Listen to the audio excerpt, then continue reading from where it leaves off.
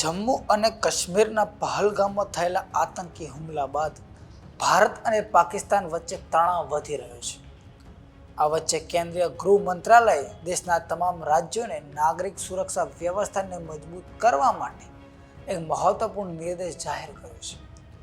ગૃહ મંત્રાલય દ્વારા તમામ રાજ્યોને આગામી 7મીના રોજ એર રેડ સાયરન સંબંધિત મોક ડ્રીલ યોજવા માટે સૂચના આપવામાં આવી છે. આ મોક ડ્રીલનો મુખ્ય ઉદ્દેશ કોઈપણ પ્રકારના હવાઈ હુમલાની સ્થિતિમાં નાગરિકોને સુરક્ષિત રાખવા અને નાગરિક સંરક્ષણ સુનિશ્ચિત કરવાનો છે. ગુજરાતમાં શું થશે આ વિશે વિગતે વાત કરશું આ વિડીયોમાં. નમસ્કાર, આપ જોઈ રહ્યા છો વાઇબ્સ ઓફ ઇન્ડિયા અને મારું નામ છે અફનાન. ગુજરાતના 15 જિલ્લામાં આવતીકાલે મોક ડ્રીલનું આયોજન કરવામાં આવશે. તે સિવાય દેશના 224 જિલ્લામાં આવતીકાલે મોક ડ્રીલનું આયોજન કરાશે. રાજ્યના ભારત પાકિસ્તાન બોર્ડરવાળા જિલ્લામાં મોક ડ્રીલ યોજાશે. વડોદરા, સુરત, તાપી, અમદાવાદ, જામનગર, દ્વારકા, કચ્છ પૂર્વ, કચ્છ પશ્ચિમ, ભરૂચ, ગાંધીનગર, મહેસાણા, ભાવનગર, નર્મદા, નવસારી, ડાંગ આ 15 જિલ્લાઓમાં મોક ડ્રીલ યોજાશે. તમને મનમાં હશે કે મોક ડ્રીલ શું છે? આ એક સ્પેશિયલ એલાર્મ સિસ્ટમ છે જેનો ઉપયોગ જોખમની સ્થિતિમાં લોકોને ચેતવણી આપવા માટે થાય છે. તેનો અવાજ ખૂબ જ મોટો છે જેથી દૂર દૂર સુધી સ્પષ્ટ સંભળાય છે. આ સાયરનનો અવાજ ઉપર નીચે થતો રહે છે, જેના લીધે તે સામાન્ય વાહનના હોર્ન અથવા એમ્બ્યુલન્સના અવાજથી અલગ લાગે છે. આ સાયરન યુદ્ધ, હવાઈ હુમલો અથવા કોઈપણ મોટી દુર્ઘટના દરમિયાન લોકોને ચેતવણી આપવા માટે વગાડવામાં આવે છે.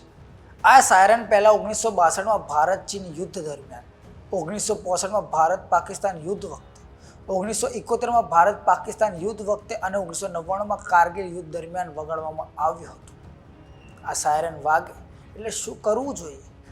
તો આ સાયરન વાગે પછી 5 થી 10 મિનિટમાં સુરક્ષિત સ્થાન પર જાઓ. ટીવી, રેડિયો અને સરકારી ચેતવણીઓ પર ધ્યાન આપો. અફવાઓ ટાળો અને ફક્ત સત્તાવાર માહિતી પર વિશ્વાસ કરો. વહીવટી તંત્રની સૂચનાઓનું પાલન કરો અને ગભરાશો નહીં, શાંત રહો. ગૃહ મંત્રાલયે રાજ્યોને હવાઈ હુમલાના ચેતવણીના સાયરન લગાવવા માટે પણ સૂચના આપી છે. નાગરિક સંરક્ષણ વિભાગને એવી તાલીમ આપવા માટે જણાવાયું છે કે હવાઈ હુમલાના સાયરન લગાવવાથી સ્થિતિમાં વિદ્યાર્થીઓ અને સામાન્ય નાગરિકો પોતાનું રક્ષણ કેવી રીતે કરી શકે અને સુરક્ષિત સ્થળે આશ્રય લઈ શકે. સામાન્ય નાગરિકો, વિદ્યાર્થીઓ વગેરેને કોઈપણ પ્રકારનો હુમલો થાય તો પોતાનું રક્ષણ કેવી રીતે કરવું તેની તાલીમ આપવામાં આવશે. બ્લેકઆઉટની વ્યવસ્થા કરવામાં આવશે. આનો અર્થ એ છે કે જરૂર પડે ત્યારે વીજળી બંધ કરવી જેથી દુશ્મન કોઈ લક્ષ્ય જોઈ ન શકે. આવતીકાલે જો તમે સાયરન સંભળાય કે પછી વાયુસેનાના વિમાન તમને દેખાય તો ગભરાશો નહીં. આ મોક ડ્રીલનો જ એક ભાગ છે. આને લઈને તમારું શું કહેવું છે? અમને કોમેન્ટ કરીને જણાવજો. અને જો તારા વાઇબ્સ ઓફ ઇન્ડિયા, નમસ્તે.